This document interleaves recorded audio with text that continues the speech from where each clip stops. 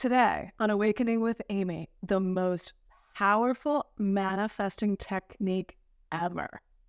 Welcome. I'm Amy Valentine. I'm a certified life coach here to awaken within you your ideal life so you can be, do, and have any desire. And today we're going to talk about the most powerful manifesting technique ever. What is that technique? Well, we're going to dive into that today, but it's mainly a Neville Goddard teaching, and it's the story you're telling. It's your mental diet, like Neville says, or in other words, your inner world, what you're telling yourself, consciously or unconsciously, right? And really, it's not that hard to figure out what you're telling yourself because it's what you're experiencing. So, powerful, powerful teaching today. Telling your story, how you're talking to yourself within your inner talking is what directs and activates that power within you, that source energy. I and the Father are one, right? But the Father is greater than I. In John something. We are one with source energy, infinite intelligence, the quantum field, whatever you want to call it. So that is why our inner talking, the story we're telling, our consciousness, our awareness is what is manifesting. In other words, what we're experiencing. So let me read a Neville Goddard quote, and then we'll dive deep into this teaching today. The clue to the real purpose of life is to surrender yourself to your ideal with such awareness of its reality that you no longer live as it was prior to its surrender. What is Neville teaching us here?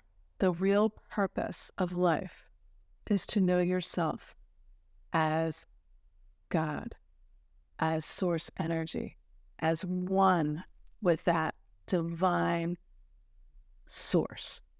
That's it. That's the real purpose of life. That light, right? We forget that. And Neville says, surrender to that ideal. What is our ideal? It's not found out there in the physical world. No. Surrendering to our ideal means pointing to our awareness of who we really are, at a higher us, that unseen, eternal, divine nature. I am that I am. That I amness is that awareness of being beyond anything physical, beyond the thoughts, beyond the feelings. It's that changeless and yet expanding awareness, that energy that never dies. Right? So that awareness of being is the broader view. It's the broader you. It's who we really are, and we forget that. Why do we forget that? Well, because Bashar says we forget that because we have bought into a false idea. We've bought into fear, lack, doubt, and worry.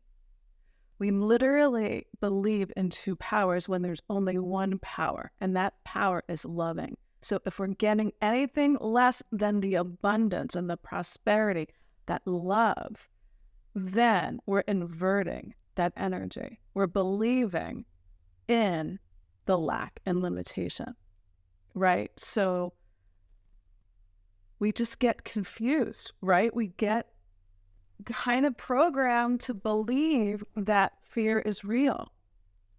And then we get proof and evidence because we have experiences of it. But the truth is there's only one energy. And that energy is loving. Unless we put it through a filter that I can't, I am not enough. I am not worthy. And that is where all lack comes from. Let me share a personal story so we can kind of weave the story around this Neville Goddard teaching and understanding how consciousness, that I amness, that love, that source energy is one, right? But it can be arranged in infinite ways. And if we put anything through a human filter, of lack or fear or doubt, then we start experiencing more of that. So I think a lot of you already know that on New Year's Eve, my sweet dog, Ezzy, crossed over. It was very sudden. It was like literally within 24 hours, she was actually fine. And then boom, her heart gave out and she crossed over. So since then, you know, I've had kind of a rough time because I came to the realization that she came into my life to teach me unconditional love, and that she left, right? She crossed over to teach me about loss, that I've had this belief in loss pretty much my whole life. When I was 8 years old, my grandmother, who was like my soulmate, everything to me, you know, she left, right? So I've kind of been taught to believe, and I think we all can relate to this in some way. That's why I'm sharing a personal story today. So what recently happened was, now she's been in non-physical, my dog, for 4 months now. And a couple days ago, I got a call from the vet hospital that I took her to that night when she wasn't breathing that well. And the vet hospital, I answered, and they said, Amy, you owe us another $100 and some odd, and I'm just calling to remind you, because if you don't pay it, then we're going to send it to collections. And I just stayed calm, and I said, I don't owe you that money. I said, I've already talked to 2 other people. Now this is the 3rd call, which 3, that's a little significant there. But anyway, side note. This was the 3rd time I got a call about this in the last 3 months. And I said to her, I've already talked to the other 2 people. They told me they took it off the file. It was your mistake. Basically, they said they euthanized my dog, and that's what they were charging me for. And I refused to pay for that, because what happened that day was she flatlined. They brought her back to life. I rushed down there. She was alive and awake. And I was in a private room with her, petting her, talking to her, telling her if it was her time to go, that I would be okay. And as I was saying that to her, her whole body relaxed. And she looked up at me and then laid down, and she crossed over. And now they're telling me that, okay, I create my reality, so somehow that my fear created this, right? That they euthanized her. And so I said, once again, that's not what happened. And the woman, all of a sudden, and then I burst out into tears. And the woman was like, oh my gosh, I am so sorry.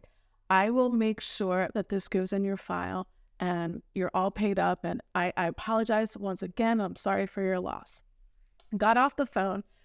And obviously it's still emotional for me. It just happened 2 days ago. But I wanted to share this with you guys because of everything that I know, all the teachings, all the Neville, all the Course in Miracles, everything that I know, I still, since my dog's death, have been kind of in the background. I've been trying to make myself feel better about something that I can't feel better about. I'm literally going against the actual teachings, right? And a lot of that was kind of unconscious until all this kind of unfolded in the last couple of days. And what happened was, I don't know, I can't really explain it in like physical words, but something opened up in me, maybe a broader, deeper understanding of these teachings that I talk about every week. And this is what happened. Later that day, I went for a walk at this local park right near my house. I had my earbuds in. I was listening. Actually, I was listening to a YouTube video from an amazing channel. It's Joseph Rodriguez. And he's just been recently coming on my feed. And he was talking about the I am awareness and our thoughts. And as I was walking in the park, I was looking at the trees. I was looking at the birds. I'm listening to him talk about our awareness, who we really are. And he said, practice being the space between your thoughts. That is who you really are, that I am awareness that never changes. He said, start to hone in on that. And as I was doing that, it was kind of like a walking meditation, right? Something, that inner being within me said, look down. And I looked down and I had black, yoga pants on, sneakers and all that. And I'm walking and I see a ladybug on my leg. And I kept walking, and the ladybug didn't move, didn't fly away. And the significance of a ladybug for me is when my grandmother passed away when I was 8 years old, somewhere along my childhood, I decided, or maybe I received inspiration to say that when I would see a ladybug, especially when it was like an unusual situation or unexpected, that it was my grandmother, letting me know that she's still here with me. And guys, let me just tell you, that ladybug stayed on my leg for like 5 minutes until I sat on a bench and I wanted to take a picture of it for my girlfriend because we both share similar, both of our grandmothers are on the other side and we have a ladybug thing. And just long enough for me to take that picture. And as I took the picture and I put my phone back in my pocket, the ladybug flew away. And that symbolized to me not only that my grandmother, not only my dog Ezzy, they're here, they haven't gone anywhere. You can't always see them, so you forget.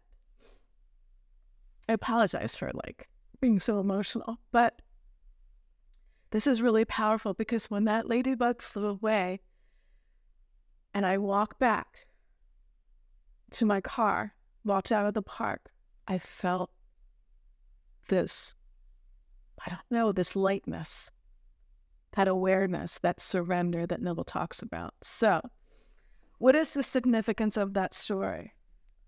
I have been holding on to grief. And I kept looking out there for evidence of my fulfillment, and all it was doing the last couple of months was increasing proof of lack. I was seeing more and more, and it finally came to a head until that ladybug symbolizing flying away, let it go, surrender to your ideal. And that's what I've been doing in the last couple of days. And let me just tell you, it's the inner world that matters. My inner story has shifted. And it's not that those thoughts aren't there.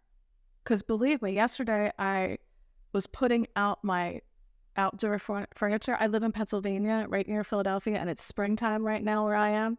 And so we've had all these warm days. So I'm cleaning up my furniture and I'm putting it outside. And that reminded me of my dog as well, because we would sit outside. But this is the difference. My awareness has shifted. It's not just me telling myself she's not God. No, I know she's with me now. So whatever has happened, I just want you guys to know that it's your inner story, your inner talking. It's the only thing that matters. Nothing that's already manifested matters. The circumstances, the conditions, the thoughts of the lack don't matter, and this is why. There is no fulfillment out there. Every time you want to think about it, you buy one more thing, you get it home, you're happy for a little bit, or you're with a specific person, a special person, and something happens and they make you happy. And then the next day they make you sad. Those fleeting thoughts, those fleeting circumstances, everything in a physical reality is fleeting, but the one thing that isn't fleeting, and that was the message from my grandmother and my dog, is our eternal nature, that they're always here, and that everything that you want, you already are. That's the big lessons. All lack, all negative circumstances are not reality. They're an experience. But what they are is they are revealing the absence of awareness of your higher truth.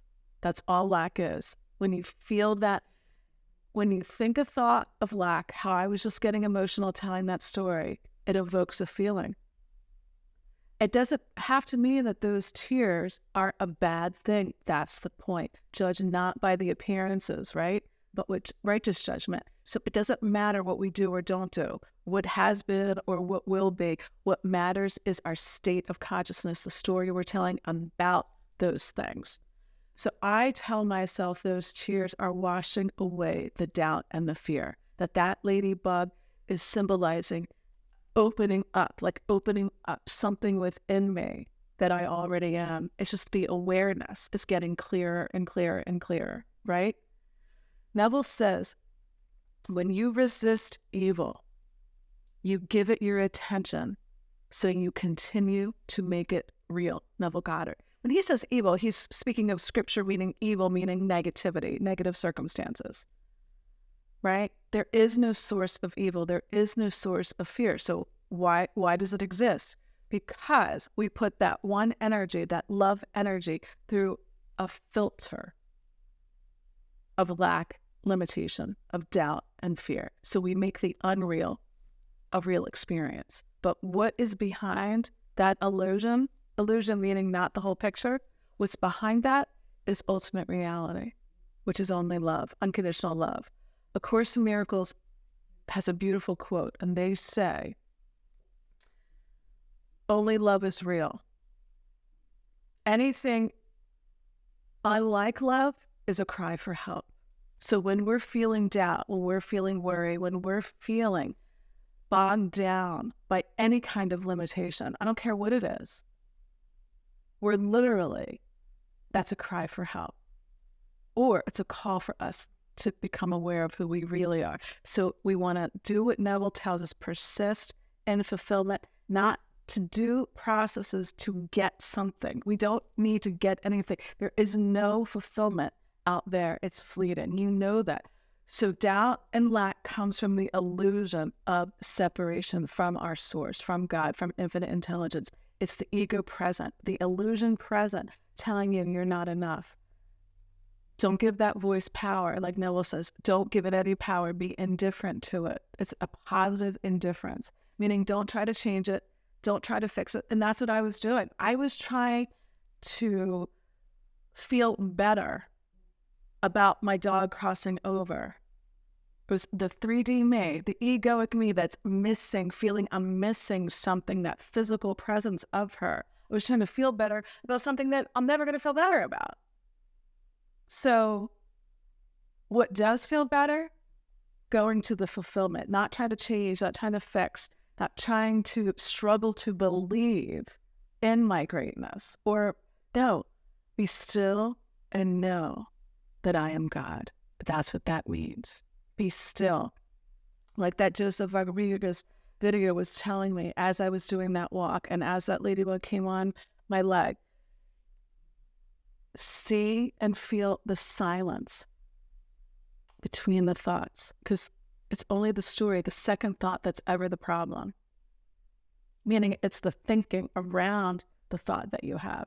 Think about it. All thoughts are fleeting. All feelings are fleeting. I was welling up with tears one moment. Now I feel good. Right. So we don't trust in the fleeting. It's the experience of life that we're here for. We're to experience all emotions, not to buy into them as who we are. So don't buy into any circumstances that you don't want. Do what Neville tells us to do. Surrender so much to your ideal by remembering who you really are behind all the appearances of things. Just keep saying to yourself, I do sort of prompts, like positive triggers. I don't know what to call them. They're just like little suggestions, auto suggestions. And I just go, I am. Or I'll focus on, like today this morning I did yoga and I just flowed and didn't even watch a video. I just kept saying love, awareness, prosperity, abundance. And what does it do? It stirs that inner talking. And that's what activates and directs the source energy within you. And it reminds you that you're already seeking more fulfillment, meaning you're already everything that you want to be, like Neville says. It's only the illusion that makes you feel like you're not. So don't look to the illusion for proof. And I know so many of you want testimonials and proof and evidence, but when you're searching for evidence out there, then you're always being a person feeling that they're not enough. looking for somebody else or something else out there to tell you your value. It doesn't last. True fulfillment is within. It's in your eternal nature. And it's turning to that over and over and over again, which brings you fulfillment for real. So thank you so much for being here. Thank you for liking and sharing the video. Thank you for subscribing. And I love your comments. Keep them coming. And until next time, have a wonderful day.